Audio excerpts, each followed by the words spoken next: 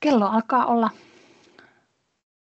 aika lailla 13, niin ruvetaan aloittelemaan. Ihmisiä saattaa tulla tässä viiveellä mukaan, mutta tervetuloa kaikille tähän tilaisuuteen kiertotalouden ja biosivuvirtojen uusista mahdollisuuksista. Ja tämä tilaisuus tallennetaan, pidetään kamerat kiinni ja sitten keskustelua voidaan käydä aina esityksen jälkeen. Tämä tilaisuus on Sisu-Business-hankkeen järjestämä, Leader-Viisari ry hallinnoima. Meillä on tässä kumppaneita Pohjoisen Keski-Suomen ammattiopisto ja Startup Refugees ja Äänekosken yrittäjä ja tiedon välityksestä on kyse. Ja tässä tilaisuudessa juurikin uusien mahdollisuuksien tunnistaminen on ytimessä. Ja tämä tallenne julkaistaan Leader-Viisari ry:n YouTube-kanavalla ja sieltä poistetaan kaikki keskusteluosuudet ja tiedot muutenkin. Ja toivottavasti tämä sopii kaikille, ilmoittakaa tuohon minulle chattiin, ellei tallentaminen teille missään tapauksessa sovi. Mutta toivotan kaikki vielä tervetulleeksi ja päästän tuossa ihmisiä vielä sisälle, jos halukkaita tulijoita on. Ja ensimmäisenä tässä vuorossa olisi Elina Kalenius. Ole hyvä, Elina. Joo, hei vaan kaikille. Mun nimi on tosiaan Elina Kalenius ja tuun Jyväskylän yliopiston kemian laitokselta. Ja tässä mun puheenvuorossa mä ehkä vähän annan myöskin ehkä taustoja ja semmoista toivottavasti vähän isompaa näkökulmaa näihin asioihin, ja muut puhujat sitten puhuu ehkä enemmän sitten semmoisista konkreettisista sovelluksista tai applikaatioista tänään. Eli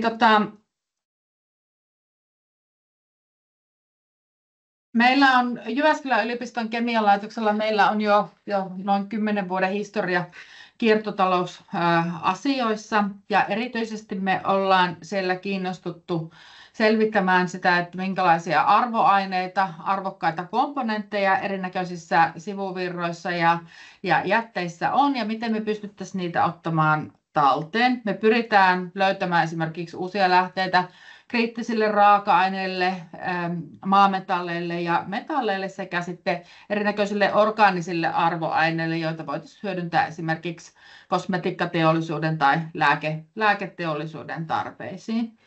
Ja tässä työssä meillä on ollut yhteistyö yritysten kanssa pitkään jo keskiössä ja tätä työtä toteutetaan aika paljon tämmöisen hankeyhteistyön kautta. Tuossa on pari semmoista linkkiä, mitä voi ehkä myöhemmin käydä pikkasen katsomassa. Eli meillä toimii täällä yliopistovetoinen kiertotalouden osaamiskeskittymä, joka on tämmöinen yritysten ja tutkimusorganisaatioiden yhteenliittymä, jota kautta myöskin sitten näitä hankkeita pyritään saamaan aikaiseksi. Ja ihan tässä tänä syksynä tuli ensimmäiset opiskelijat. Meillä alkoi kiertotalouden maisteriohjelma, joka pyrkii kouluttamaan sitten tulevaisuuden osaajia kiertotalouden pariin. Ja tästä nyt ehkä vähän näitä meidän tämänhetkisiä yhteistyökumppaneita, sieltä löytyy erinäköisiä tutkimuslaitoksia. JAMKI on meillä ollut ja samoin kuin VTT, niin hyvin monissa hankkeissa mukana, mutta myöskin sieltä löytyy iso määrä sekä paikallisia että muita kotimaisia yrityksiä sekä esimerkiksi tämmöinen yliopiston spin-off, niin kuin Beefinder. Ehkä tämä nyt osoittaa sitä, että miten laaja-alaista tämä meidän yhteistyö eri yritysten kanssa on. No sitten jos vähän taustatetaan, että miksi kannattaisi erityisesti yritysten tietysti olla kiinnostuneita kiertotaloudesta, niin tämä tulee aika selkeästi esille jo tuossa ensimmäisessä kiertotalouden tiekartassa, jonka Sitra on laatinut vuonna 2016. Vuonna 2019 tämä on päivitetty ja tämä ulottuu nyt muistaakseni vuoteen 2025 saakka. Eli siellä on arvioitu, että kiertotalous voisi tuoda Suomelle noin 2-3 miljardin euron vuosittaisen arvonlisän. Ja jos katsotaan tätä aihetta globaalisti, niin hiilineutraalin kiertotalouden tavoittelu on itse asiassa maailman nopeimmin kasvava markkina tällä hetkellä. Eli pyritään pääsemään eroon fossiilisista polttoaineista ja olemaan järkeviä sekä tuotteiden suunnittelun, käytön että sen kierrätyksen kanssa. Myös teknologiateollisuus on laatinut oman kiertotalousohjelmansa. Tämän nimi on Suomi on 2030 kilpailukykyinen digivihreä menestyjä. Ja tämän yhteydessä eri yrityksiltä on kysytty sitä, että kuinka he kokevat kiertotalouden merkityksen. Ja suurin osa yrityksistä pitää kiertotaloutta merkittävänä tulevaisuuden mahdollisuutena liiketoiminnalle ja strategisesti myöskin merkittävänä osana. En tuossa edellisen slaidin kohdalla maininnut, mutta näistä QR-koodeista pääsee tarkemmin tarkastelemaan myöskin näitä linkkejä, joita tässä esitän. Sitten jos katsotaan kasvipohjaisia sivuvirtoja ja biomassa, joka on tämän päivän varsinainen aihe, niin nämähän muodostaa hyvin moninaisen joukon erilaisia materiaaleja, ihan lähtien tuolta biojätteistä, tuonne metsätalouden ja puunjalostuksen erinäköisiin sivuvirtoihin, alkutuotannon sivuvirtoihin, esimerkiksi vähempiarvoisiin kasvinosiin, niin kuin siemeniin, varsiin, juuriin, lehdistöön. Sitten on elintarviketeollisuuden sivuvirrat, eli niitä komponentteja, joita tulee niin sanotusti jätteenä ruokatuotteiden valmistuksen yhteydessä. Tähän kuuluu muun muassa myöskin tietysti esimerkiksi kahvinporot, joita tulee sitten kahvila- ja ravintolatoiminnasta. Ja sitten on teollisuuden jätevedet. Nämä on hyvin moninainen joukko erinäköisiä materiaaleja ja näiden kiertotalouteen liittyy omia hyötyjä, mutta myöskin omia haasteita. Et näistä ehkä varmastikin niin kuin hankalin kierrätettävä erityisesti korkeamman jalostusasteen tuotteissa on biojäte, joka on tämmöinen hyvin moninainen joukko erinäköisiä materiaaleja. Se ei ole kauhean toistuva, eli sen muoto muuttuu ja myöskin niin kuin fermentointi muuttaa sitä biojätettä. Se kierrätetään pitkälti energiajalostuksen puitteissa. Mutta sitten voi olla niinku sivuvirtoja, joita tulee aika paljon, niin kuin metsä- ja puunjalostuksen sivuvirrat, erinäköiset hakkeet, erinäköiset tuhkat ja tämän tyyppiset materiaalit. Ja sitten alkutuotannon sivuvirrat,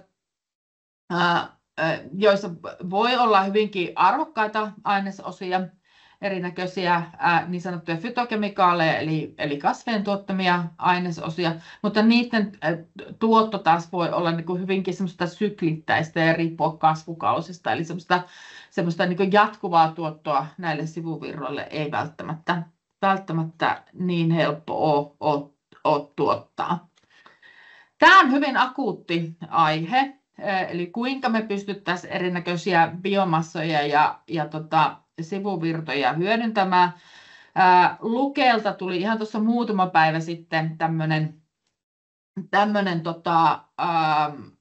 selvitys liittyen nimenomaan biopohjaisten arvokemikaalien saatavuuteen erinäköisistä biomassatuotteista. Tuosta linkistä pääsette tarkemmin lukemaan tätä selvitystä. Mutta muutama nosto oikeastaan tästä selvityksestä. Eli ensinnäkin on linjanneet, että biomassapohjaisilla tuotteilla on kasvava kysyntä. Ja syy tähän on se, että biopohjaisilla kemikaaleilla me voidaan vähentää riippuvuutta fossiilisista polttoaineista. Ja onkin ajateltu, että tulevaisuudessa, kun tänä päivänä me viljelemme kasveja pääasiallisesti pelloilla sitä varten, että niitä käytetään ruokatuotannossa, niin Jatkossa me tullaan enemmissä määrin kasvattamaan kasveja, myöskin turvaamaan meidän kaikenlaisten päivittäisten tuotteiden ja tarvikkeiden tuotantoa. Koska on tietysti rajalliset resurssit tuottaa materiaaleja kasvattamalla, niin hyvin tärkeää olisi, että me pystyttäisiin tulevaisuudessa hyödyntämään nämä biomassat mahdollisimman tehokkaasti ja kokonaisvaltaisesti, eli hyödyntämään kaikki komponentit näistä kasvimateriaaleista. Eli tällä tavalla, kun me hyödynnettäisiin tämmöisen kaskadiperiaatteen mukaisesti kaikki kuidut ja arvoaineet ja sitten se biomassa, niin me voidaan myöskin sitten parantaa tätä taloudellista kannattavuutta näiden biokemikaalien osalta. No, tästä kuvasta on nyt sitten vähän esitetty sitä, että minkälaisiin tuotesovelluksiin näitä käytetään, minkälaisia komponentteja tai yhdisteryhmiä näistä erinäköisistä biomassatuotteista voidaan saada. Eli ensinnäkin tietysti se saantihan voi olla ihan, että me ollaan kasvatettu sitä tuotetta, tai sitten se tuotevirta on peräisin sitten tämmöisenä sivuvirtana siitä varsinaisesta tuotannosta. Ja meillä on erinäköisiä biomassatyyppejä metsäteollisuudesta, maataloudesta.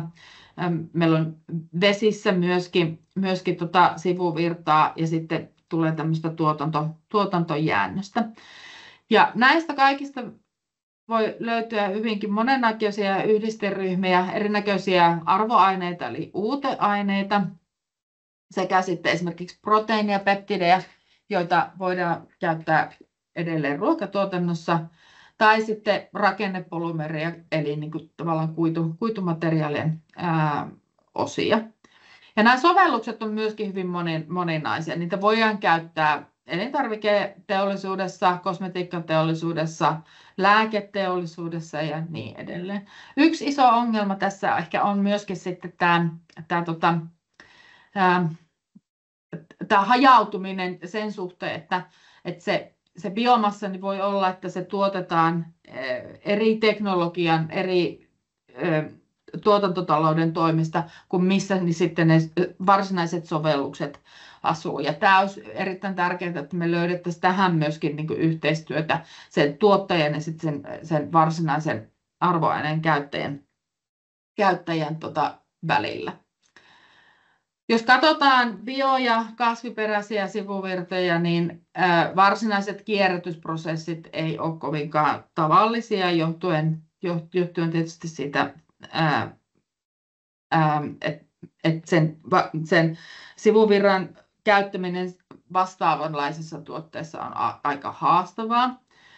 Tänä päivänä aika paljon kierrättäminen tarkoittaa downcycling-prosesseja. Tämä on tietysti välttämätöntä esimerkiksi kuitutuotteiden osalta, eli kirjasta tehdään pahvilaatikoita ja pahvilaatikosta tehdään taas vessapaperia siitä syystä, että se kuidun pituus kierrätyksen aikana lyhenee. Downcycling-prosessit on myöskin pääasiallisen biomassan ja kasviperäisten sivuvirtojen kierrätystapa tänä päivänä, mikä on tietysti hyvä sikäli, että me pienennetään syntyvää jätettä, mutta on huono asia sen suhteen, että me näillä prosesseilla myöskin pienennetään valtavasti sen tuotteen arvoketjua. Eli nämä downcycling-prosessit käytännössä tarkoittaa biomassojen ja kasviperäisten materiaalien suhteen sitä, että me kierrätetään nämä tuotteet kasvualustatuotannossa, eläinten ruuaksi tai sitten energian tuotannossa. Kasvit on käyttänyt hirveän määrän energiaa siihen, että siellä on valmistettu fytokemikaaleja, arvokkaita komponentteja. Ja sitten me voitaisiin hyödyntää ne upcycling-prosesseissa, mutta mahdollisimman vähän me saadaan sitä hyötyä silloin, kun me ainoastaan poltetaan ne materiaalit takaisin energiaksi. Eli se, mitä me haluttaisiin tehdä, niin olisi se, että me kierrätettäisiin näitä materiaaleja mahdollisimman paljon tämmöisillä upcycling-prosesseilla. Puhutaan myöskin upgrade economy-termillä, joka tarkoittaa siis sitä, että me kierrätettäisiin nämä raaka-aineet takaisin korkeamman jalostusasteen tuotteeksi, jolloin sen tuotteen ja jätteen arvo kasvaisi ja me saataisiin entistä arvokkaampaa raaka-ainetta. Biosivuvirtojen osalta tosissaan tämä haaste on ehkä se, että nämä fraktioiden hyödyntäminen yleensä tapahtuu toisen tuotantosektorin tarpeisiin. Esimerkiksi nyt silloin kananmunan kuoten hyödyntäminen lannoitteena tai vaikka taululiituina.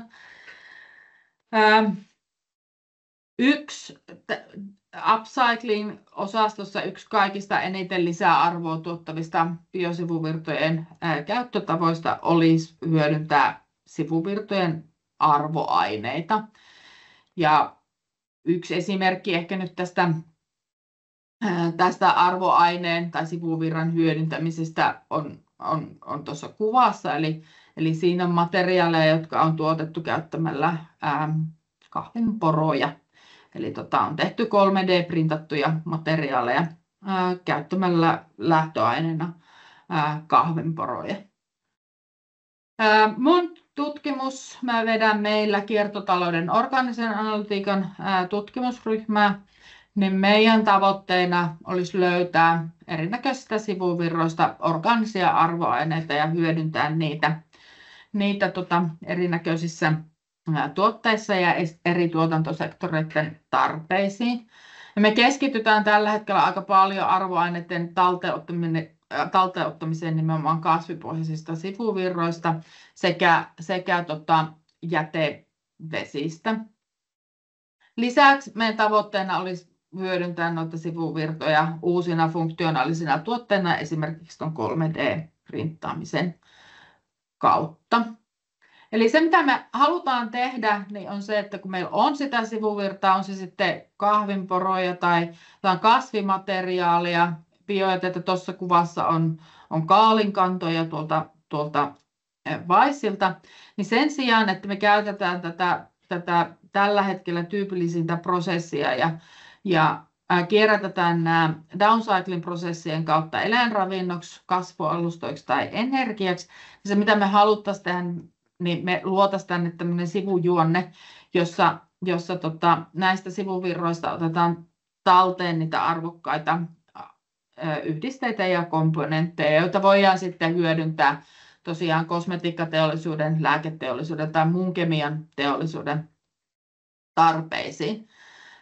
Tämähän ei poista myöskään näitä materiaaleja eläinravinto- tai kasvualusta käytöstä, vaan tuossa prosessissa me otetaan talteen vain pieni arvokas osa siitä raaka-aineesta ja se suurin osa siitä biomassasta on edelleenkin käytössä. Me haluttaisiin tehdä tätä siksi, koska tämä on totta kai resurssi- ja energiatehokasta. Me hyödynnetään niitä yhdisteitä, joita kasvit on jo tuottanut ja johon energiaa on jo käytetty. Tämä on myöskin tapa, jolla me voidaan aikaansaada uusia tuotteita, eli esimerkiksi löytää uusia lääkevalmisteita, joita kasvit on tuottanut. Osa niistä yhdisteitä, joita voitaisiin ottaa talteen, on myöskin sellaisia, joita ei edes tänä päivänä pystytä laboratoriossa valmistamaan, eli sitä kautta nämä uudet tuotteet on toki mahdollisia. Sitten tietysti huoltovarmuus, että meillä olisi kansallisesti parempi, jos me tuotettaisiin mahdollisimman korkean jalostusasteen tuotteita täällä kotimaassa. Sitten lisäksi meitä tietysti kiinnostaa kierrätettyjen tuotteiden turvallisuus, eli että ne on loppukäyttäjälle sitten jatkossa turvallisia. Hanke, jonka parissa me nyt eniten työskennellään näiden sivuvirtojen osalta, kulkee nimellä Turbits. Tuolla on QR-koodi ja tuossa on myöskin linkki hankkeen nettisivuille. Eli tämän hankkeen nimi on Turvemaiden uudet viljelykasvit, biosivuvirrat, tuotantoketjut, arvoaineet ja kiertotalous. Ja tämä on yhteishanke, jossa Meidän lisäksi toisena osatoteuttajana on JAMKin biotalousinstituutti. Ja tässä hankkeessa me ollaan erityisesti kiinnostuneita sekä erinäköisistä sivuvirroista, niin kuin esimerkiksi näistä kaalinkannoista, mutta myöskin erinäköisistä viljeltävistä kasveista, joita voitaisiin viljellä entisillä turvemailla, ja myöskin tulevaisuuden viljelykasveista, joita mahdollisesti täällä Keski-Suomen leveysasteella voitaisiin viljellä. JAMKki keskittyy, tai siellä biotalousinstituutissa keskitytään enemmän toimimiseen kosteilla mailla, näiden kasvien varastointiin, logistiikkaan ja korjuuseen liittyviin asioihin. Ja meillä taas keskitytään enemmänkin tähän arvoaineiden analytiikkaan ja talteenottoon. Näistä kasvimateriaalista löytyviä yhdisteryhmiä, joita tähän mennessä on analysoitu, on esimerkiksi erilaiset alkaloidit, antimikrobiset yhdisteet, sitten on sienilääkeaineet, esimerkiksi kasvinsuojelun tarkoituksiin, flavonoidit, sitten siellä voi olla lisäaineita ja väri- ja makuaineita. Eli meidän tonttia on tämä analytiikka ja talteenotto, mutta tässä prosessissa muodostuu myöskin muita jakeita, kuten esimerkiksi kuituja ja muuta biomassaa, jota voidaan sitten hyödyntää biostimulanteissa, kuivikkeissa tai sitten kasvualustoissa. Tässä nyt on muutama esimerkki niistä kasveista, joita meillä on tutkittu, eli siellä on tai jotka on tällä hetkellä tutkimuksen alla, sanotaanko näin, kaikkien kanssa ei ole vielä ihan päästy vauhtiin. Eli siellä on sekä viljeltäviä kasveja, niin kuin raakkasammalta, ruokohelpejä, jotka on tullut neuvonpelloilta. Sitten on esimerkiksi osmankäämiä, jossa ollaan erityisesti kiinnostuneita tuosta sivuvirrasta. Tämä Fluff Stuff, jos ei ole yrityksenä teille tuttu, niin on firma, joka pyrkii kehittämään osmankäämin viljelyä nimenomaan tuon tähkän hyödyntämisen kautta. Eli he pyrkii kehittämään sitä viljelyä siten, että jos te olette nähneet osmankäämin räjähtäneen tähkän, niin siellä on semmoista untuvamaista materiaalia, niin he pyrkii edistämään tämän materiaalin käyttöä tekstiiliteollisuudessa esimerkiksi toppatakkeen tai tyynyjen täytteenä, eli se olisi semmoinen niin kuin vegaaninen vaihtoehto sitten sille höyhenelle tai ankan höyhenelle, jota näissä aika paljon käytetään. Sitten me tutkitaan hamppua, joka tulee jyväshampulta. Tästä te kuulutte varmaan vähän enemmän myöhemmin tänään. Ja sitten kaalinkanta, joka tulee Vaissilta. Lisäksi siellä on esimerkiksi mustikan sivuvirtaa tuolta Lepomäen mustikkatilalta ja monia muita materiaaleja, joista löytyy erinäköisiä arvoaineita. Eli tämä on nyt se pääasiallisen hanke, jonka parissa me näitä biomasseja tällä hetkellä käsitellään, mutta tuossa on nyt ihan tuollaisena linkkilistana meidän muita hankkeita, jotka on tällä hetkellä käynnissä. Eli meillä on JAMKin kanssa yhteistyöhanke tuotekehityksellä meille ja maailmalle, joka keskittyy ruokatuotteiden tuotekehitykseen. Sitten on tämmöinen Bitgain-hanke, jossa pyritään tekemään esimerkiksi erilaisista biomassoista esimerkiksi akkumateriaaleja. Sitten on Creed, joka keskittyy kriittisten raaka-aineiden talteenottoon. Sitten on Hyper, joka keskittyy vetyyn. Ja sitten Helea, joka keskittyy tuhkan hyötykäytön lisäämiseen. Mä kyllä toivon, että teillä on aikaa käydä vähän vilkaisemassa näiden hankkeiden nettisivuja, että josko sieltä löytyisi jotakin semmoisia hyödyllisiä yhtymäkohtia. Mutta mun puolesta kiitos. Tämä nyt oli tämmöinen alustus, jossa vähän nopeasti sivusin noita meidän projekteja.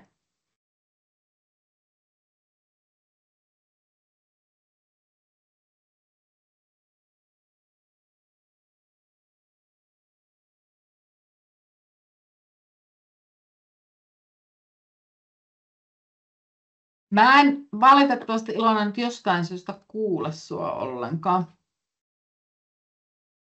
Kuuluuko nyt? Nyt kuuluu. Eli kriittisistä raaka-aineista kysyin, että tuosta voidaan linkistäkin kaikki tietysti käydä katsomassa, mutta onko sulla joku esimerkki niistä heittää? Niillä tarkoitetaan erityisesti tänä päivänä ehkä niin kuin, akkukemikaaleja ja sitten niin erinäköisten elektronisten komponenttien tuottamisessa tarvittavia materiaaleja. Eli siellä on maametalleja ja sitten tietysti niin kuin muita arvometalleja, platina, palladium ja sitten nämä harvinaiset maametallit on varmasti se kaikista tärkein osa, mutta myöskin kultaa ja tämän tyyppisiä metalleja. Joo. Oliko muilla kysymyksiä mielessä? Elina joutuu poistumaan tästä, niin sillä ajattelin kysyä tässä välissä, että tuleeko mieleen.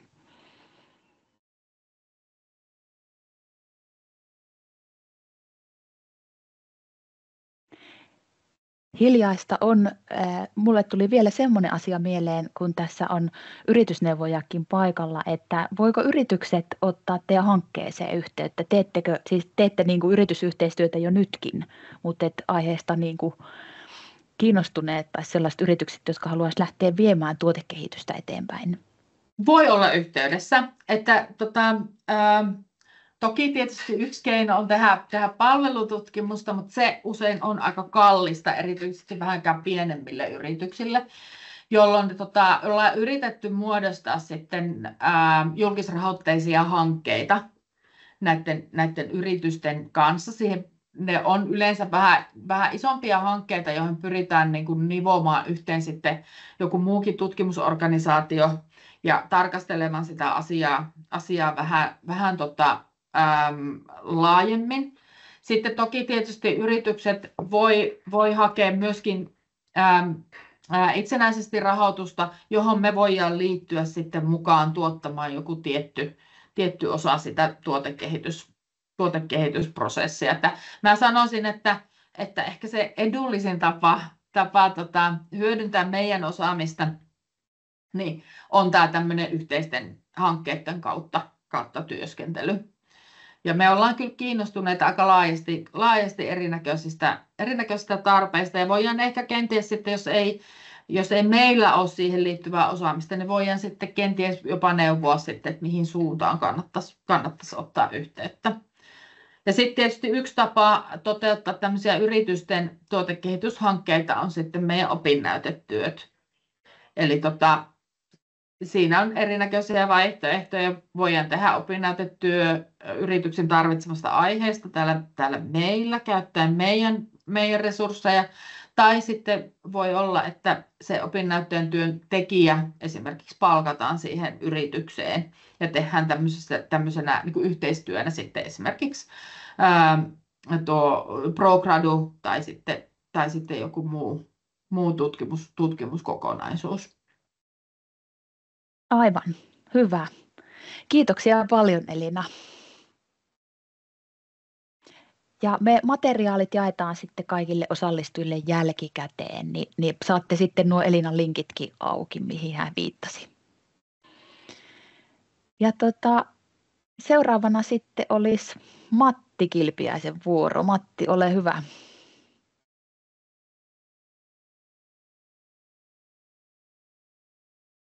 Kiitos Ilona tämmöisen tilaisuuden järjestämisestä ja sitten mahdollisuudesta päästä tänne esittelemään meidän hanketta. Tuossa edellisessä esityksessä tuli hyvin tällainen niin kuin laaja näkökulma tähän aiheeseen ja nyt tulee sitten semmoinen aika kapea näkökulma ja ihan tietysti tarkoituksella. Mutta mun esitys näkynee teille nyt tällä hetkellä. Kyllä näkyy. Hienoa. Kyseessä on tämmöinen Biosivu-niminen hanke. Se virallinen kokonimi menee sillä tavalla, että Biosivu öljyhampun sivuvirroista tuotteita vähähiiliseen rakentamiseen. Ja mä oon tosiaan projektipäällikkönä toimin tässä hankkeessa. Nimi taisi tuli sanottua tuossa aikaisemmin, Kilpiäisen Matti, ja istun täällä Kaakkois-Suomen ammattikorkeakoulun Mikkelin kampuksella. Ja tämä hanke, mistä mä nyt kerron, no joo, lähinnä ehkä nyt tuloksia ja vähän sitä, että mitä on tehty, niin tämä sijoittuu meillä tänne Mikkelin Kaakkois-Suomen ammattikorkeakoulun tämmöisen materiaalitekniikan tutkimus- ja kehittämisympäristöön, ja sillä tavalla niin kuin on meillä vähän tällainen uusi avaus. Meillä ehkä perinteisesti niin kuin tämä materiaalitekniikka ja no joo, puutekniikka, mihin tämä vähän myös liittyy, niin sisältää niin kuin perinteisempiä materiaaliratkaisuja, ja tässä on nyt sitten haettu tämmöistä uutta päänavausta niin kuin tämmöisiin luonnonkuituihin ja biokomposiitteihin liittyen. Tämä hanke on EIP-rahoitteinen, maaseuturahaston rahoittama hanke, ja meillä on yhteistyökumppaneina ProAgria ja sitten Tampereen yliopisto. Ja sitten tässä meidän innovaatioryhmässä on yrityksiä tuolta niin kuin hamppupuolen yrityksiä, Transfarm Oy, Suomen Hampputuotteet Oy ja sitten Hemka Oy. Sitten meillä on muutamia, taitaa olla 2 rakennuspuolen yritystä, ainakin Puutaito Oy tuolta meidän alueelta. Ideana tässä hankkeessa on siis ollut se, että me on saatu rahaa siihen tilanteeseen, että öljyhamppua viljellään suhteellisen,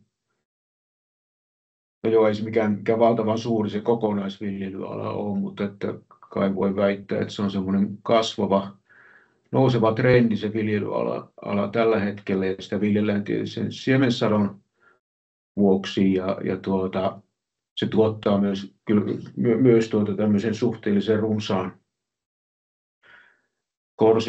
korsimassan, jota nyt ei sitten aktiivisesti tällä hetkellä hyödynnetä, ja me ollaan lähdetty niin kuin siihen hakemaan ratkaisua, ja tavallaan niin kuin sillä ajatuksella, että miten se toisaalta niin kuin voisi ratkaista osittain tätä niin kuin maatalouden elinvoimaisuuskysymyksiä ja lisätä niitä mahdollisuuksia, mitä maatalouteen liittyy, ja sitten taas toisaalta sitä vähähiilisen rakentamisen ongelmaa, jota niin kuin rakennuspuoli tuottaa hyvin suuren osan hiilidioksidipäästöistä, että miten siihen voitaisiin löytää niin kuin uusia ratkaisuja.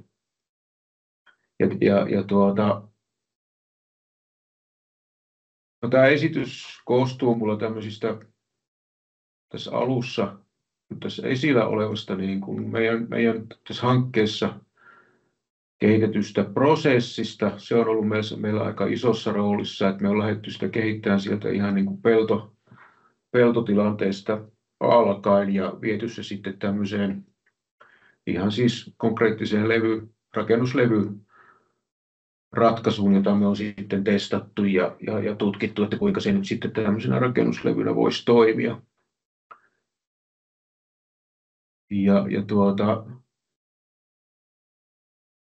No joo, mennään sillä tavalla, että jos tässä prosessissa pysytään vielä vähän aikaa, käydään sen läpi ja sitten mennään tuon meidän kehittämän levyn niin kuin vähän yksityiskohtaisempiin ominaisuuksiin. Mutta siis idea tosiaan on se, että se siemensato korjataan sieltä öljyhamppupellosta silloin syksyllä. Viljelijä saa siitä sen tulon, mitä hän nyt niin kuin sitä viljelytoimenpiteeltä odottaa, ja se siemensato menee sitten jatkojalostukseen ja jatkokäyttöön erilaisiin elintarvikesovelluksiin. Mikko varmaan kertoo niistä tuossa mun jälkeen seuraavaksi. Ja meillä tässä meidän prosessin ideana on sitten jatkokuvio niin, että se korsisato jätetään talven ajaksi sinne peltoon ja korjataan se sitten keväällä. Keväällä sieltä talteen paalataan ja sitten purskataan se sellaiseen muotoon, jotta se kelpaa sitten tuonne meidän tähän kehittelemään levyprosessiin. Ja me on lähdetty sitten myös, niin kuin se on aika ollut oleellinen tavoite tässä prosessin kehittämisessä, mahdollisimman paljon sitä jalostus- ja sitä aktiviteettia tapahtuu siellä maatilalla tai ainakin nyt niin kuin maataloudessa. Ja se on meillä nyt käytännössä tarkoittanut sitä, että me ensinnäkin otetaan se tai pyritään ottamaan se koko korsimassa sieltä keväällä talteen. Ei lähdetä sitä mitenkään niin kuin erottelemaan tai vastaavasti käsittelemään, että murskataan se koko massa, eli siellä on koko korsi, mitä sieltä pellosta saadaan talteen, niin murskattuna. Tämä nyt, jos tuntee tätä niin kuin kuituhampuprosessia, mikä on sitten, vaikka kyseessä on hyvin samanlainen kasvi sinällä ja sama rakenne tässä öljyhampussa kuin kuituhampussakin, niin kuituhampuprosessi sitten niin kuin on hyvin erilainen siinä mielessä, että siellä taas on hyvinkin niin kuin pyrkimyksenä erotella sieltä eri fraktioita, ja se vaatii niin kuin hyvin toisenlaisen prosessin, mutta me on koetettu tässä ikään kuin oikaista mahdollisimman paljon ja mahdollisimman pienillä ja vähillä liikkeillä saada se prosessi vietyä läpi, ja sillä tavalla, että se voidaan tosiaan toteuttaa siellä maataloudessa olemassa olevilla laitteilla ja menetelmillä. Ja siinä me nyt ollaan siinä tilanteessa, että meillä on niin kuin tiedossa se, että miten tämä kaikki tapahtuu, ja tämä on nyt kertaalleen pilotoitu tässä meidän hankkeessa, että on nyt viime keväänä korjattu öljyhampun korsisato, viety niin kuin tämä nyt esillä olevan prosessin mukaisesti läpi, joka nyt tietysti tässä kuvassa on sillä vähän kaunisteltu ja yksinkertaistettu. Mutta sitten sen jälkeen, kun se prosessi, öljyhampun korsi on saatu murskattua siihen muotoon, niin sitten me sekoitetaan sitten sellainen massa, johon lisätään hiukan kosteutta ja sideainetta. Me käytetään tässä meidän prosessissa tärkkelystä, joka siis sekin on pellosta peräisin, eli perunatärkkelys.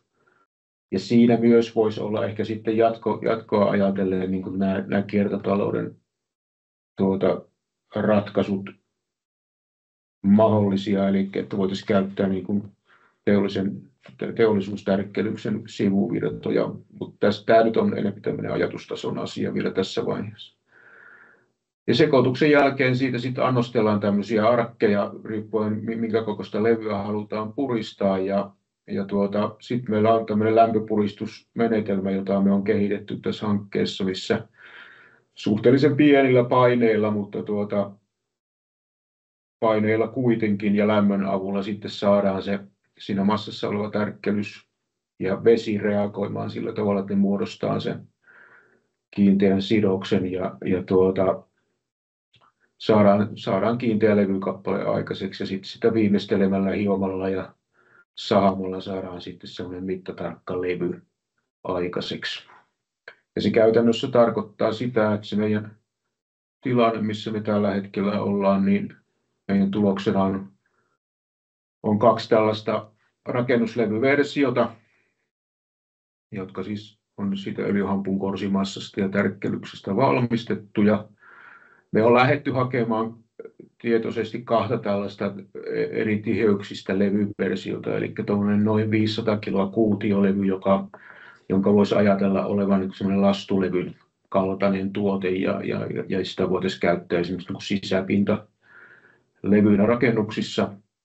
Ja sitten toinen vaihtoehto, joka on ollut meille niin kuin hiukan haastavampi saada aikaiseksi, tämmöinen huokosempi levyversio, jossa se tiheys olisi tuommoinen 300 kiloa ja allekin kuutio, ja silloin puhutaan semmoisesta niin kuin tuulensuojalevyn kaltaisesta ratkaisusta. Ja siellä on tosiaan se hienoksi murskattu öljyhampun korsi ja sideaineena 100% tärkkelys, niin sanottu natiivitärkkelys, eli siinä ei pitäisi olla mitään vieraita aineita, täysin niin kuin puhtaita, ja se on 100% kompostoituva materiaali. Nämä oli niin kuin nyt sillä hyvin tiivistetysti niin kuin se, että mitä me on hankkeessa saatu aikaiseksi. Ja Sitten mulla on tässä erilaista tämmöistä niin kuin muuta materiaalia, joka kertoo sitten vähän enemmän siitä, miten me on niin kuin näihin päädytty. Eli se ensimmäinen kuva, missä oli se prosessikuvaus semmoinen siistittynä versiona, niin se käytännössä tarkoittaa nyt meidän tapauksessa suurin piirtein tällaista näkymää. Eli me on se prosessi toteutettu sillä tavalla, että me on tehty tämä pilotointi, mistä mainitsinkin, että ollaan sovittu. Meillä oli itse asiassa 2 tällaista öljyhampun viljelijää, jotka lähti meidän kanssa tätä hommaa pilotoimaan, mutta sitten toisen viljelijän sitten se sato jäi sen verran heikoksi laadultaan, että sanotaan, että viljelijä ei ollut enää kovin innostunut sitä sieltä korjaamaan, eikä me sitten ruvettu enää siinä sitten olemaan eri mieltä. Mutta tämä toisen viljelijän kanssa, joka oli siis Ruovedellä sijaitseva viljelys, niin tämä onnistui noin niin kuin laadullisesti erittäinkin hyvin, ainakin noin niin kuin meidän arvioiden mukaan, ja saanto ei ehkä ollut niin suuri kuin mitä me olisi toivottu, mutta sinällään meidän tarpeisiin ihan loistava onnistuminen siinä kohti. Sitten on tehty aika paljon työtä tämän eteen, että miten me saadaan se korsi murskattua sitten sellaiseen muotoon, että se soveltuu tuohon meidän prosessiin, mikä onkin sitten osoittautunut aika vaikeaksi. Ja siinä on vähän niin kuin jouduttu meidän arvioitua enemmän hakemaan sitä ratkaisua, ja siihen sitten kyllä löydettiin onneksi viime kesänä sitten aika pian kuitenkin tuon korjuun jälkeen saatiin ne 8 paalia sieltä saatiin korjattua, ja 4 paalia niistä sitten on murskattu meille nyt näitä jatkokokeiluja varten. Ja sekin prosessi sitten tehtiin sillä tavalla, että tuo ensimmäinen vaihe, mikä tuossa näkyy, niin on toteutettu tuommoisella suhteellisen massiivisella murskaimella, ja sen alapuolella olevassa kuvassa näkyy tuommoinen vähän karkeampi murske, mikä tulee tuossa vaiheessa, ja sitten me on semmoisella pienemmällä vasaramyllyllä jatkettu sitä murskaamista täällä meidän omassa laboratoriossa, ja saatu siitä sitten niin kuin riittävän hieno massa, että sillä oikeastaan niin kuin suuri, tuosta karkeasta massastakin voidaan valmistaa levy, mutta se lopputulos on sitten myös suhteellisen karkea, mikä tietysti voi olla jossain käyttötarkoituksissa ihan hyväkin ratkaisu, että sinällään sekin toimii. Sitten me on oikeastaan, siis tuo sekoitussysteemi, niin kuin tuosta näkyy, ei ole mikään kovin kummallinen ratkaisu. Se on tällainen läpinäkyvällä pleksikannella varustettu betonimylly, mutta enemmän tietysti on tehty töitä sitten sen eteen, että on saatu se oikeanlainen resepti aikaiseksi.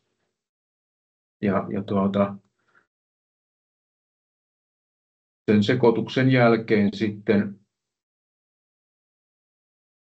me on tehty koekappaleita suhteellisen paljon. Siinä on ehkä ollut yksi osasyy se, että meillä meni aika pitkään, että me saatiin niin kuin se oikea resepti ja oikea puristusprosessi, että saadaan niin kuin toi huokonen levy aikaiseksi. Mutta sekin tällä hetkellä on sillä tavalla hallussa, että pystytään uskottavasti valmistamaan niin kuin riittävä määrä koekappaleita, että pystytään tekemään uskottavasti niille myös testejä.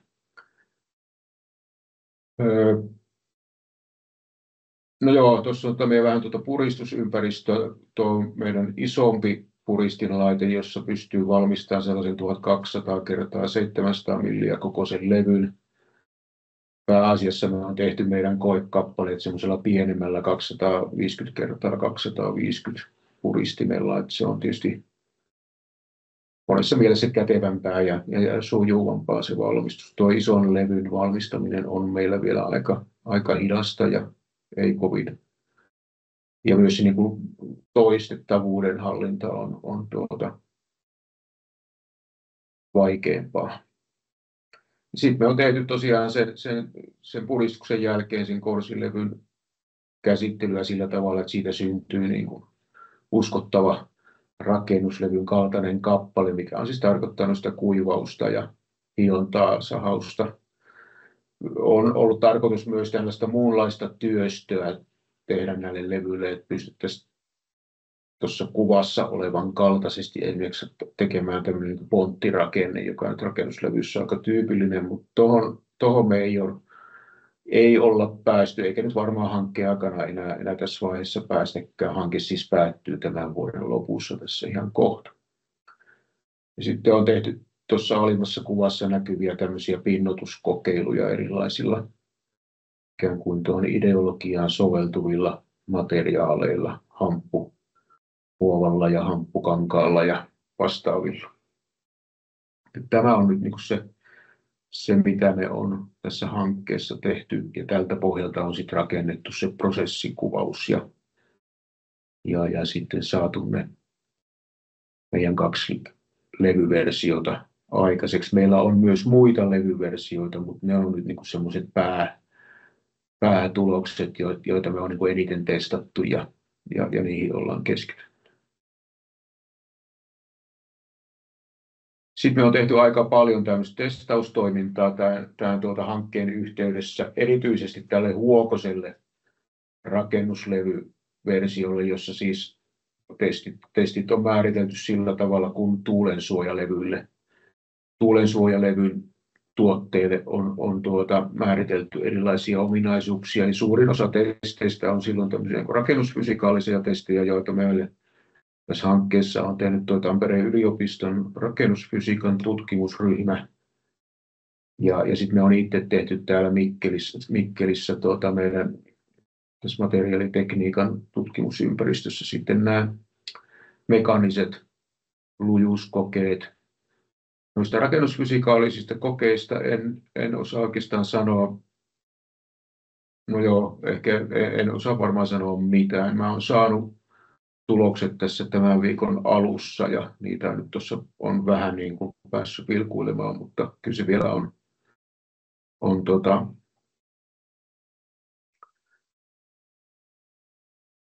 niin täytyy paneutua vähän enemmän ennen kuin uskaltaa sanoa mitään. Mutta meillä sitten nämä mekaaniset lujuustestit, niissä me on päästy jo vähän niin kuin pidemmälle ja tehty myös tämmöistä niin kuin alustavaa arviointia ja noin niin kuin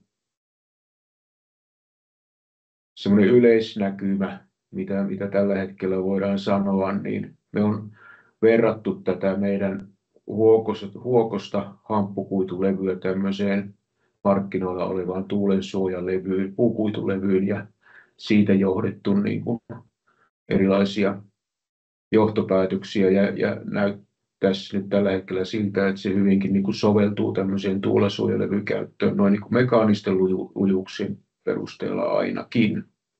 Ehkä on jopa vähän turhankin luja, joka taas sitten johtuu osittain ainakin siitä, että se on hiukan tiheämpää kuin tuommoinen verrokki tuulensuojalevy, mikä tietysti ei ole meidän kannalta hyvä asia. Se olisi parempi, että me päästäisiin tuommoiseen Huokoseen versioon, jolloin ehkä nuo mekaaniset lujuudetkin sitten olisi lähempänä tuon tuulensuojalevyn lujuuksia. Tuossa taulukossa näkyy tämmöinen järviruokolevyn tulokset. Meillä on toinen hanke, joka on Tampereen yliopiston veturoima hanke, ja me ollaan siinä mukana yhdellä työpaketilla. Kehitetään vastaavalla menetelmällä tuommoista järviruokolevyä, sen takia se näkyy tuossa taulukossa. Ja tässä sitten toi sama näkymä tuommoisina käppyröinä, mistä nyt sillä voi helposti tulkita, että se puukuitulevy, joka tuossa on referenssin nimellä, niin on tuommoinen hiukan heikompi kuin tuo meidän hamppulevy, mutta sitkeämpää, eli se kestää niin kuin pidempään sitä pystyy taivuttamaan niin kuin enemmän ennen kuin se murtuu, mutta hamppulevy sitten se vaatii enemmän voimaa murtuakseen, ja tuo järviruokolevy sitten taas on selvästi näitä hauraampaa.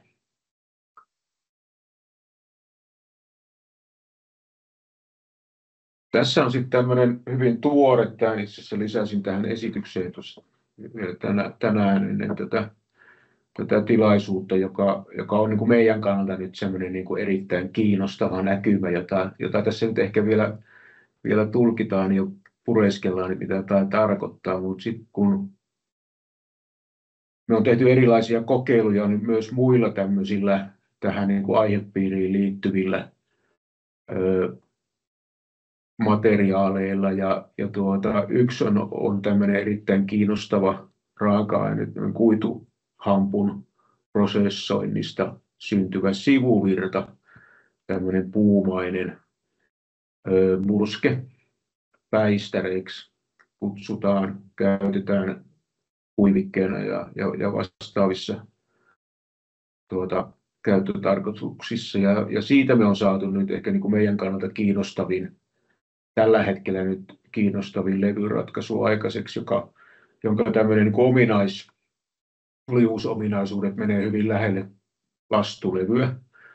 Eli se on hyvin huokonen ja kevyt levy, mutta myös sitten siihen tiheyteen nähden niin kuin hyvin lujan oloinen levy, ja se on nyt meillä semmoinen jatkokiinnostuksen kohde.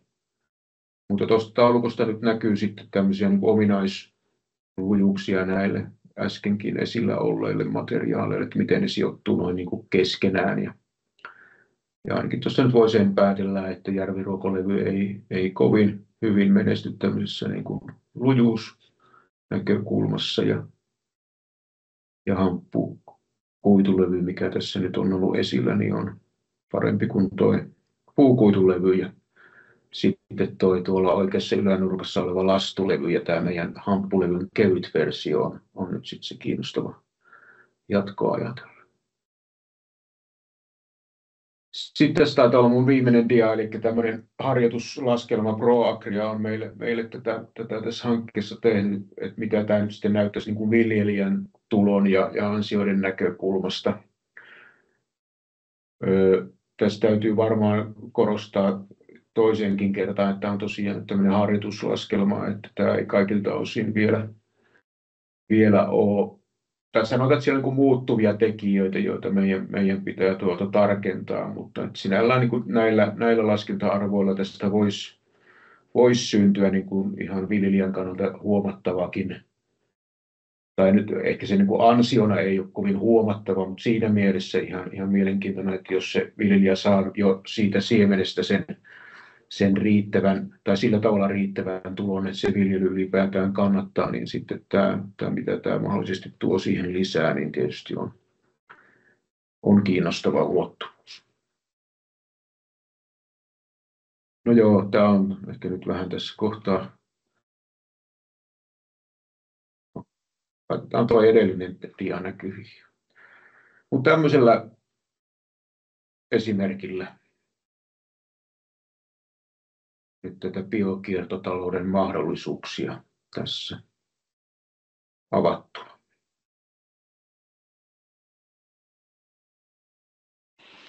Hyvä, kiitoksia Matti. Tehdäänkö niin, että otetaan sitten Mikon puheenvuoro tähän vaikka heti peräjälkeen ja sen jälkeen voidaan sammuttaa tuo tallenne, niin voidaan keskustella kummastakin aiheesta, jos tulee kysymyksiä, niin olisiko semmoinen suunnitelma hyvä? Se on hyvä suunnitelma. Jeps. Mäpäs jaan täältä. Joo, ihan pieni hetki.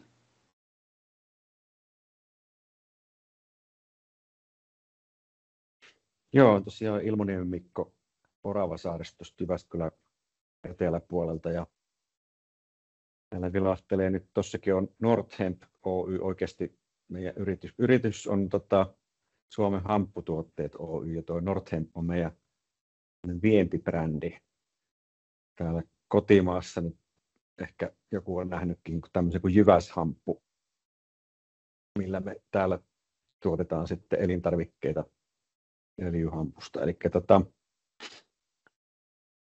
mä oon nyt 10 vuotta pyörinyt tuon öljyhampun viljelyn parissa. Meillä on ollut omaa kasvatusta ja sitten on ollut muitakin viljelijöitä tuossa ringissä. On opeteltu sitä viljelyä ja niin kuin maatalouden puolella nyt jokainen tietää, että se raaka-aineiden tuottaminen ei kovin kannattavaa ole, niin siltä pohjalta lähdetty sitten jalostamaan vähän pidemmälle, nostamaan sitä arvoa ja tekemään sitten jalosteita, öljyjä ja proteiinijauheita ja siemeniä pahdettu ja niistä leivottu jotakin tuotteita, tämän tyyppisiä. Mutta miten tämä nyt liittyy tähän sivuvirtahommaan sitten, niin tuo hamppu on osoittautunut tosi mielenkiintoiseksi kasviksi sitten. Ensinnäkin sehän on erittäin hyvä hiilensitoja ja miten sitä sitten viljellään, otetaanko sieltä kuituja tai siemeniä, niin riippuu vähän siitä, että miten tuo ravinteiden osalta sitten, jos otetaan vain kuitusatoa, niin kuin tuossa Matti äsken kertoi, että annetaan olla talven yli se korsisato siellä pellossa, niin sieltä pellosta ei oikeastaan poisteta ravinteita silloin, että se lehtisato, lehdet tippuu sinne takaisin sinne peltoon ja ne ravinteet jopa jää sinne seuraavalle kasville käytettäväksi. Mutta oli se öljyhamppu tai kuituhamppu tai mikä hamppu tahansa, niin se kasvi tuottaa erittäin nopeasti niin kuin biomassaa. Tänä kesänä oli tuossa itsellä semmoinen pieni koeala kuituhamppua ja kylvettiin se tarkoituksella vasta tuolla sitten niin kuin juhannuksen jälkeen kesäkuun 29. päivä ja siitä 60 vuorokautta eteenpäin niin se kasvusto oli tuommoista yli 3 metristä. Ja kun niitä kasveja on 4 metrillä yli 100-150 kappaletta, niin siitä voi niin kuin jo päätellä, että siellä sitä biomassaa tulee todella paljon, eli hiiltä sidotaan. Sitten hampussa on toi hyvä puoli, että se parantaa myös sitä maan rakennetta, siellä on voimakas juuristo ja se kuokkeuttaa maata, mutta siitä ei kyllä ole sellaisen tiivistyneen pilalle viljellyn maan parantajaksi, että sellaisessa se ei viihdy, että siinä on rajoitteita sitten, että millä pellolla, jos ajattelee Keski-Suomea, pohjoista Keski-Suomea, niin ihan jokaisella pellolla se ei kasva. Mutta arviolta nyt sanotaan, että olisiko joku 20-30% peltoalasta voisi olla sellaista hampulle sopivaa Keski-Suomessakin. Ja se hyvä puoli, että tuo viljely on aika yksinkertaista, että se keväällä kylvetään ja siinä ei käytetä mitään kasvinsuojeluaineita. Lannoitustarve on semmoinen maltillinen. Sitten se riippuen otetaanko sieltä siemeniä tai tuossa korsisatoa, niin siemensatoa korjataan sitten syksyllä, mutta kuituhampulla sitten saattaa olla, että se jätetään se sato sinne tosiaan talveksi, eli se pelto pysyy kasvipeitteisenä, mikä on nyt tietysti näinä aikoina, kun pyritään siihen, ettei sieltä pellolta ravinteita valuisi tuonne vesistöihin, niin on aika yksi tärkeä pointti sekin. Ja sitten tuossa hampun kuitujakeessa niin siellä on erittäin mielenkiintoisia ainesosia ja ominaisuuksia, UV-suojaa ja antibakteerisuutta ja kaikenlaista, mitä nyt tässä sitten Elina kertoi tuosta yliopiston hankkeesta, niin saadaan olla siinäkin mukana ja tällä hetkellä siellä on tosiaan näytteitä otettu meidänkin hampupellolta ja kirjallisuuslähteisiin viitaten, niin sieltä pitäisi tällaisia erilaisia kemiallisia yhdisteitä löytyä jopa 600-800 erilaista, mitä voisi sitten osittain ainakin hyödyntää, että tavoitteena olisi tosiaan sitten saada sieltä niitä arvoaineita ensin talteen ja sitten käyttää sitä korsinsatoa johonkin muuhun.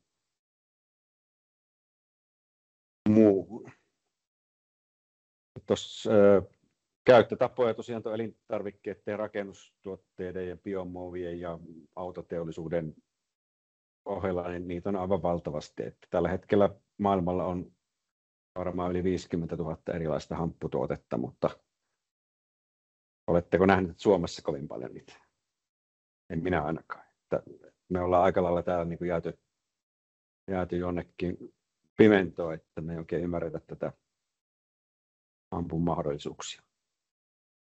Voit laittaa Ilon seuraava vaan sieltä. Eli tuossa nyt on sitä öljyhamppupeltoa, eli se ei ole kovin korkeaksi kasvo, jos se nyt onnistuu se viljely. Eli pyritään saamaan semmoinen suht matala, mitä pystytään normaali viljankorjuukoneella korjaamaan ja puimaan se sato pois ja jalostamaan sitten, jos oikealla näkyy meidän tuotepakkauksia. Voit laittaa seuraava. Eli tästä nyt näkee sitten noita käyttömahdollisuuksia, eli juurista alkaen niin koko kasvi on niin kuin hyödynnettävissä.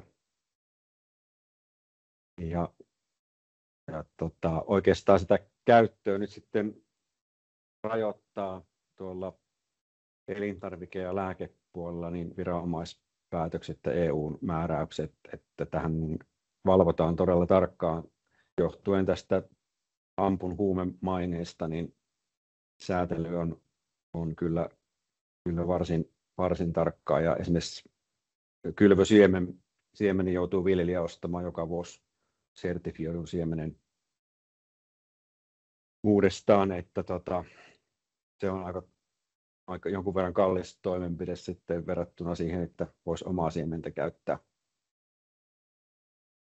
Ja tällä hetkellä esimerkiksi lehdistä ei pysty oikein valmistamaan mitään elintarviketta, vaikka ne siihen soveltuskin. Sitten jos mennään tämmöisiin lääkinnällisiin ei-huumaaviin ainesosiin, niin niidenkin valmistaminen on Suomessa hyvin vaikea prosessi tällä hetkellä. Tosin semmoisia kummallisuuksia on sitten, että muista EU-maista tuodaan kyllä Suomeen sitten tämän tyyppisiä tuotteita. Niihin ei sitten viranomainen kuitenkaan puutu. Voit laittaa seuraava. Eli tuossa nyt on sitten tuosta rakennusmateriaalista esimerkki, eli tällaisia tässä nyt on sidosaineena se hampun päistäreen lisäksi niin sammutettu kalkki. Tämä on se yleisin hamppukalkkikomposiitiksi kutsuttu materiaali, mitä käytetään laajasti Euroopassa. Italiassa tehdään kerrostaloja, Ranskassa, Englannissa, Saksassa tuhansia taloja vuodessa. Suomessa ei tietääkseni ole, kun mun yhteistyö- tai yrityskumppanilla Kaakkurinin Vesalla tuossa Vaajakoskella on hampputalo, minkä seinät on tehty tuon tyyppisistä harkoista. Siitä löytyy muuten netistä sitten hampputalo.fi.